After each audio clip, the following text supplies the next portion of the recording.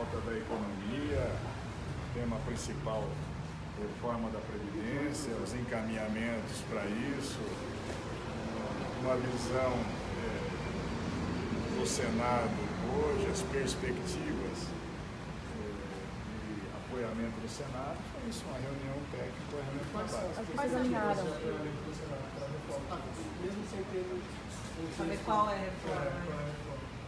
Olha, nós temos uma expectativa bastante positiva, porque a reforma em si ela é mais do que necessária. Tivemos até pesquisas feitas de apoiamento da maioria dos senadores. A reforma em si vai depender, logicamente, das variantes de conteúdos que estarão na reforma, idade mínima, regras de transição, os conteúdos da reforma como um todo. Isso só no momento em que o presidente bateu o martelo em relação ao conteúdo final, aí nós começaremos a ter uma avaliação disso. Mas que observações o senhor fez em relação ao texto da reforma? O que precisa avançar para garantir essa coisa? Não é uma questão de observações de cunho pessoal, que eu não vejo que elas sejam pertinentes. Eles estão fazendo a avaliação, fazendo um cotejamento dos conteúdos que estão sendo propostos e a possibilidade de maior ou menor apoiamento em relação ao... Mas tem nenhuma medida que o senhor veja como mais sensível? Não tem a condição técnica hoje do que é necessário para a correção dos rumos da economia, até da Previdência, e as projeções em quanto tempo isso pode ocorrer, está sendo feito pela área técnica. Talvez as minhas considerações ou a nossa conversa maior é justamente sobre como sensibilizar a área política, seja a Câmara, seja o Senado, para obter um resultado positivo e o espaço de tempo é o mais curto possível. Você Vai acha ter que estratégia, então, para sensibilizar vai a ter política? que conversar com o MDB no Senado para poder ter essa Lógico que nós vamos conversar com o MDB. O MDB com a maior bancada, com 13 parlamentares, é fundamental nesse processo. No Senado, nós teremos sempre que ter 49 votos, que é um número mágico para a gente ir lá. E isso não só em relação à reforma da Previdência, como em qualquer texto de alteração constitucional. E isso vai ser, a cada momento, uma construção diferente. E algum ponto que... O que ele falou na reunião? Ele pediu o senhor apoio de alguma forma, conversa com alguém que andaria mais apoio? O que ele... Isso o ministro Guedes, ele sabe que eu sou aliado de primeira hora, então o que para os outros é um pedido, para mim é obrigação de realizar. Eu vim com uma reunião dessa, mas aprender como fazer a sustentação dos objetivos para a economia como um todo e especificamente para a Previdência. E como fazer? E o que o senhor aprendeu? Como fazer essa sustentação? Eu aprendi muito. A estratégia vai focar em pontos mas nós estamos discutindo exatamente as formas de buscar essa sedimentação em relação a isso. Eu estou lá no Senado todos os dias, então o meu trabalho é já. Eu sou líder do PSL, que é um partido aliado, é o partido do presidente da República.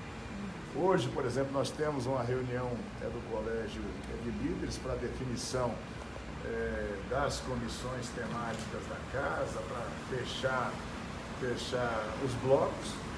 E, logicamente, eu vou levar as nossas expectativas positivas e o respeito do Paulo Guedes, da área econômica, do governo como um todo, em relação ao Senado. E dizer exatamente que vão contar com o Senado como um todo. Nós sabemos que tem oposição. A oposição ela é do processo democrático, mas eu tenho certeza que no Senado nós vamos ter uma oposição dura, capaz, mas bastante responsável. Então, eu acredito muito no processo e vim, aprendi algumas coisas, vou levar algumas informações e esse é o meu papel. Você sabe algum equívoco do ministro da Casa Civil em relação à articulação lá da presidência do Senado? E também em relação à articulação daqui para frente? Eu não vim aqui para tocar em relação às questões em relação à participação minha como candidato, né, as coisas que eu já manifestei de público, que houve um tratamento desigual na eleição do Senado. Mas isso eu já manifestei de público, isso para mim é coisa encerrada, eu tenho coisa mais importante nesse momento é que ajudar o país. Já estou curando as minhas feridas aí, já estarão cicatrizadas. Você não vai discutir sobre a possibilidade de mandar uma outra PEC ou aproveitar a PEC já enviada pelo Michel Temer para, de certa forma, agilizar essa tramitação? Chegaram a discutir isso? Olha, nós estamos discutindo todas as possibilidades de você ter já um processo no curso final, que é simplesmente você aproveitar toda a PEC 287 e fazer eventualmente emendas de plenário, né?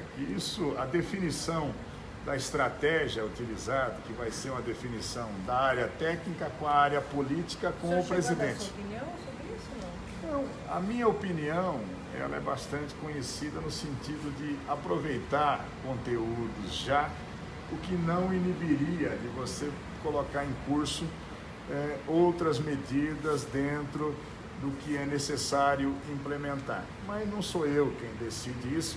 Eu tenho uma visão, talvez pouca experiência de um mandato na Câmara, estou aprendendo agora no Senado e vim trazer também as minhas impressões e vim dizer para o ministro por que a PEC 287, na minha visão, não deu certo naquele momento, no retardo com as coisas, em alguns conteúdos em relação a ela.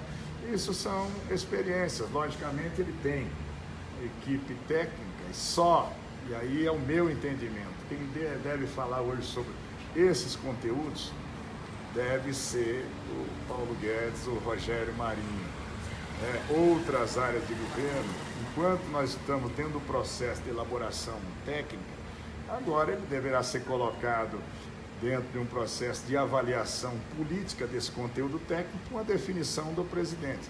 Eu acho que muita gente tentando falar acaba atrapalhando o processo e gera insegurança. Senador, há algum ponto da reforma que pode ser mais crítico para no tratamento com os parlamentares, idade mínima, capitalização? Qual que vocês identificaram e conversaram com o Paulo Guedes? Eu até vi uma pesquisa que saiu em que 89% dos senadores apoiam mudança na Previdência. Mas quando você vai para conteúdos, olha, mesma idade para homem e mulher, daí só 20% tem o apoiamento. Então, é preciso você ter o projeto de forma global para você ver onde é que vai impactar mais, onde vai gerar maior ou menor dificuldade numa aprovação. E ainda não tem esse projeto, porque tem alguns veículos de comunicação que estão dando que o presidente Jair Bolsonaro já bateu o martelo. O senhor tem essa informação? Eu vou dizer uma coisa para vocês. Eu estava conversando há minutos com o responsável por toda a área econômica e dizendo exatamente que nós não tínhamos um texto final nem o conteúdo final, porque quem vai resolver essa questão vai ser o presidente da República. O ministro falou que não tem o texto final. Então, porque o presidente não definiu ainda. Quem vai definir o texto final é o presidente. Ele pode dar um material para apreciar de eventuais propostas. Eu acho que é mais do que próprio, ele já estão em boas condições como está, graças a Deus, no hospital. Mas eu acho que ele vai retornar, deve reunir a área técnica, a área política para definição do texto que vai encaminhar. Essa semana ainda? Não dá para fazer essa essa avaliação. Eu só entendo que quanto antes isso for encaminhado, é melhor para todo o processo político. Eu não tenho a menor dúvida que a angústia que vocês manifestam é a angústia da população em saber desses conteúdos, sendo sabedores também que o grande funil disso é o Congresso, e eu, por exemplo, eu não conheço nenhuma proposta de emenda constitucional encaminhada pelo governo em todos os tempos que ela não teve aperfeiçoamento, mudanças dentro do funil de tudo que é o Congresso. Então, eu acho que deve ter esse projeto definido o mais rapidamente possível, deve-se definir a estratégia, como é que vai colocá-lo. Humildemente, com a minha pouca experiência, eu entendo que já se devesse, desde que haja um acordo para ter conteúdos que possam ser aprovados através da colocação de emendas de plenário, que pudessem já aproveitar conteúdos da PEC 287, para que já pudesse entrar o outro projeto e a 287 aprovada fosse para a gente ir lá para o Senado, para já ser debatido esses conteúdos. Logicamente, o Brasil tem muita pressa com isso. O Brasil está sangrando literalmente com o desespero da área econômica, do equilíbrio fiscal, do equilíbrio de contas. Então, o quanto antes isso chegar, inicia esse debate, e eu tenho certeza que essa também é a grande expectativa do Congresso Nacional. Nós temos mais de metade dos deputados federais que foram trocados, estão ávidos por participar da história da mudança do Brasil por dentro, ou aprovando ou rejeitando, bem como o Senado, mais ainda, a mudança foi mais aguda ainda. Então, eu acho que a necessidade da urgência do encaminhamento, ela é de toda a parte, é do governo, dos congressistas e mais ainda da população. O mercado econômico, ele vive de expectativas hoje do que possa acontecer, de ter projeções para poder ter a retomada de investimentos. É isso que é a nossa expectativa. Agora, para mim, aqui é reunião de trabalho, é reunião do todo dia. Senador, o senhor tem conversado com o líder do PSL na Câmara, Major Vitor Hugo? Parece que ele teria tendo alguma dificuldade nessa articulação. O senhor tem conversado com ele conversei com o Vitor Hugo no domingo. O Vitor Hugo é um grande amigo, ele é oficial do Exército Brasileiro, que fez o concurso para a área técnica legislativa da Câmara e depois foi para as urnas em Goiás. É um sujeito extremamente capaz, um sujeito extremamente humilde, cordato, até por essas qualidades. O presidente, numa decisão pessoal, que é líder do governo dele, ele teve o entendimento de fazer a escolha do Vitor ser o líder do governo. Então não houve disputa pela liderança do governo, mas acaba se gerando alguma expectativa e algumas ilações sobre a questão de ter experiência no trato, no processo legislativo, mas não ter a experiência política. Isso gera... Falta essa experiência, então? Não acredito. Houve alguma votação até agora dentro da Câmara para o governo ter perdido? Não deixaram ele começar. O senhor deu algum conselho para ele?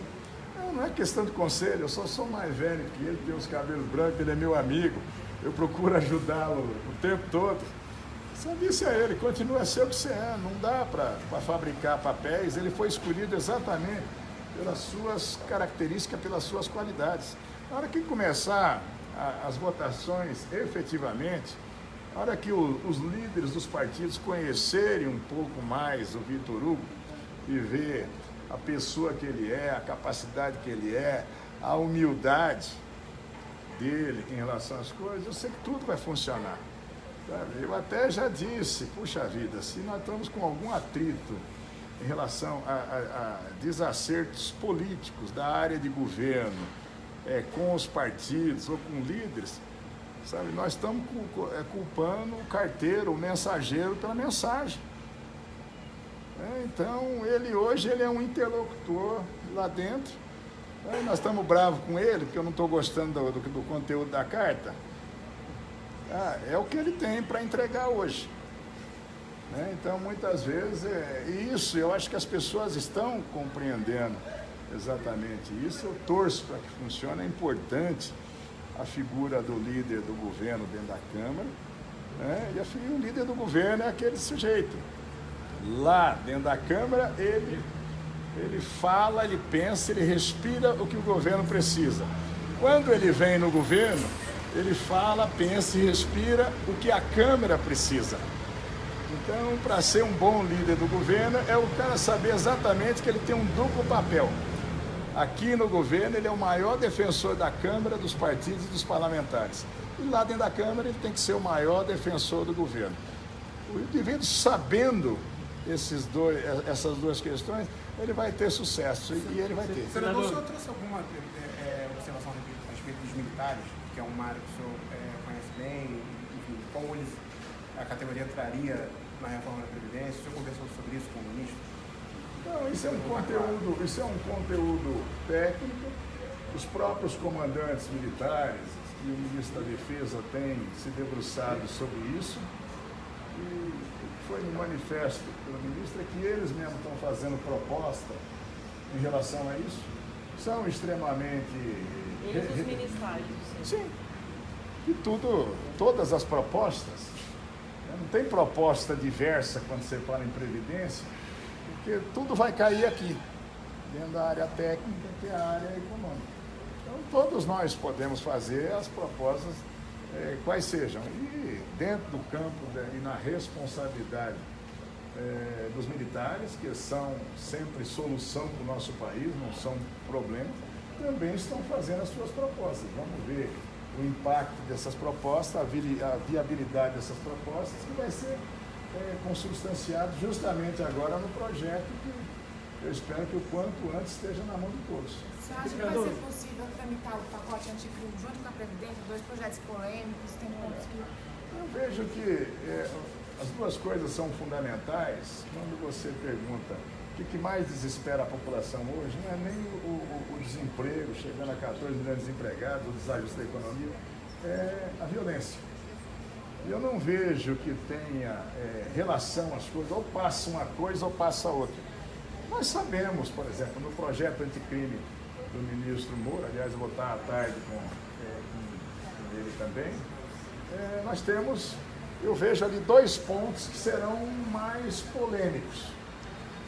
Um deles é onde dá um maior esclarecimento na questão da legítima defesa ou do excesso na ação pelo agente policial, e aí por questões de discussão acadêmica entre os operadores de direito, entre a luta esquerda e direita, oposição e situação, será um pouco mais agudo o debate. E por outro lado, a criminalização do caixa 2, penas maiores para peculato, concussão, e aí você... o pior tipo de votação é quando você vai votar medidas que possam impactar e o sujeito olha para o próprio pé para não dizer comigo. Nós já tivemos aí na votação das 10 medidas de combate à corrupção, sabe, a derrota do povo brasileiro, a desconsideração, onde a classe política olhou para o próprio pé.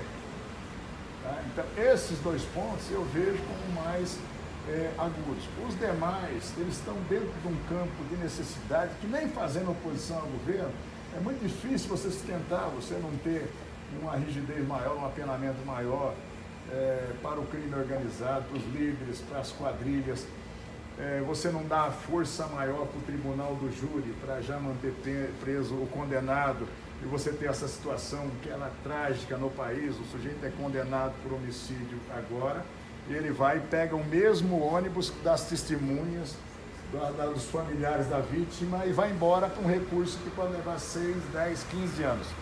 Então, você tem dentro desse pacote de medidas coisas que eu acho que elas vão ter uma tramitação mais rápida. Coisas que vão ter uma luta política talvez mais intensa. Agora dizer que é uma condicionante mandar um ou não mandar outro, a questão da violência. O Brasil, as pessoas estão no país onde mais se mata no mundo. Isso é uma hemorragia, você tem que estancar essa hemorragia. Se o processo legislativo ajuda, ele vai caminhando. Por que está tendo que votar? Nós vamos votar isso aqui em pacotão. Eu duvido que será. Eu disse algumas áreas onde você terá um maior ou menor impacto. O que for sendo possível votar, tira da frente. Vota na Câmara, manda para o Senado, vamos votando, porque senão você fica vinculado, olha, o primeiro ano de governo é só da Previdência, o segundo ano é só do pacote anticrime. Sabe? E tem inúmeras áreas que precisam ser modificadas e que necessitam de alterações legislativas, necessitam do envolvimento da Câmara e do Senado nisso. Eu acho que, na prática, uma coisa não tem nada a ver com a outra. E você pode ter uma rejeição em um dos projetos anticrime, você pode ter uma esmagadora maioria para votar a Previdência. Um não vai travar o outro. Então o pacote anticrime não é prioridade, eles estão no mesmo ponto de relevância. É a população que está dizendo. As duas coisas são muito urgentes para o país.